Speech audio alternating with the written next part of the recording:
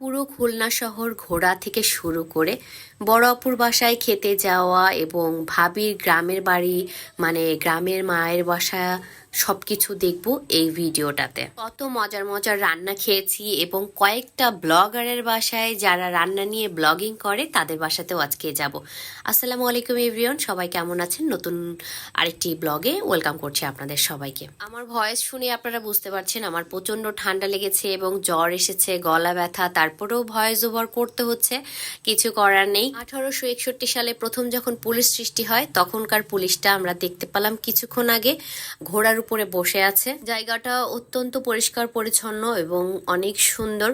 আমরা যেহেতু দুপুর বেলায় বের হয়ে গিয়েছি, দুপুর 12:30 বাজে এখন। এটা সুন্দরবন রেজিমেন্ট।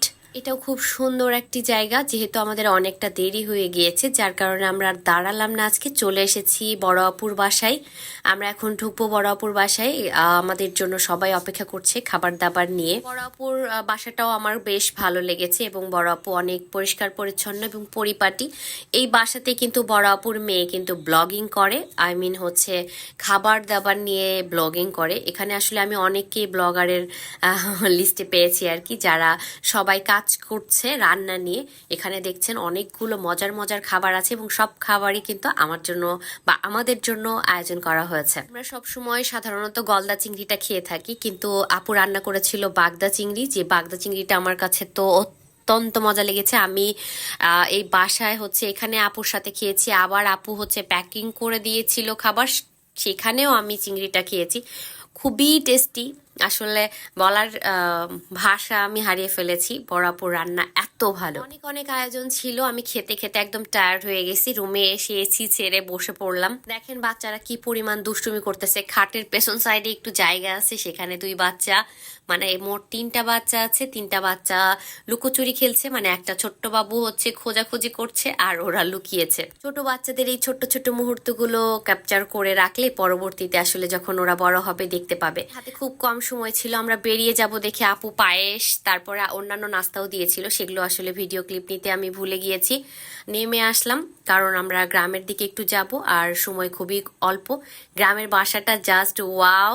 গ্রামের বাড়ি হলেও একদম মানে ভরপুর সুন্দর আর কি, দোতলা বাড়ি। আসলে এখন তো গ্রামের বাড়িগুলো আর গ্রামের বাড়ি নেই, গ্রামের বাড়িগুলো এখন শহরের মতো অনেক আধুনিক হয়ে গিয়েছে। এটা কি বলেন তো? ধানের গোলা। এই গোলাটার নাকি বয়স প্রায় 32 থেকে 35 বছর। বাসার যিনি মালিক তিনাকে তার শ্বশুর মশাই এটা গিফট করেছিলেন, ধানের গোলা।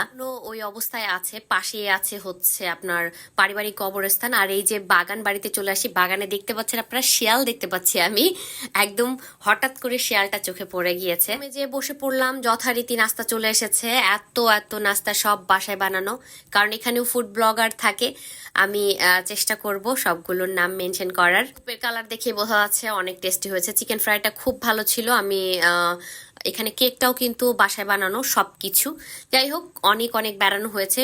যেহেতু ভিডিওটা অনেক লম্বা হয়ে যাচ্ছিল যার কারণে সবকিছু দেখাতে পারলাম না, নিতে পারলাম না। এখন তো আমি আসার সময় চলে আসছি শপিং এ, চলে আসছি আমি ইরানি বোরকাতে। এখান থেকে কিছু শপিং করব, কেনাকাটা করব সবাই মিলে। খাওয়া দাওয়া ঘোরাফেরা সবকিছুর মাঝেও কেন যেন শপিং একটা আলাদা ভাবে আসলে আমাদেরকে আনন্দ দেয়, আমাদেরকে বলতে মেয়েদেরকে, আমার কাছে তো তাই মনে হয়। বেশ কয়েকটা ড্রেস কিন্তু আমি এখান থেকে পারচেস করেছি, মানে আমি গিফট পেয়েছি। গিফট পেলে তো এমনিতেই মন ভালো হয়ে যায়। ইরানি বোরকার কালেকশন গুলো বেশ ভালো ছিল খুলনাতে। দুষ্টুমি করছিলাম সবার সাথে। চলে এসেছি বাসায় আজকের মতো, একদম হচ্ছে বাসায় চলে আসলাম। অনেক টায়ার্ড, রাত অনেক হয়ে গিয়েছে, রাত বাজে প্রায় 10টা। এসে আবারও লেমন মিন্ট খেলাম, ভাল লাগছিল। আর ডিনারটা শেয়ার করা হলো না, ডিনারে সবাই খাবার দিয়ে দিয়েছি, সেগুলো দিয়ে ডিনার কমপ্লিট করব।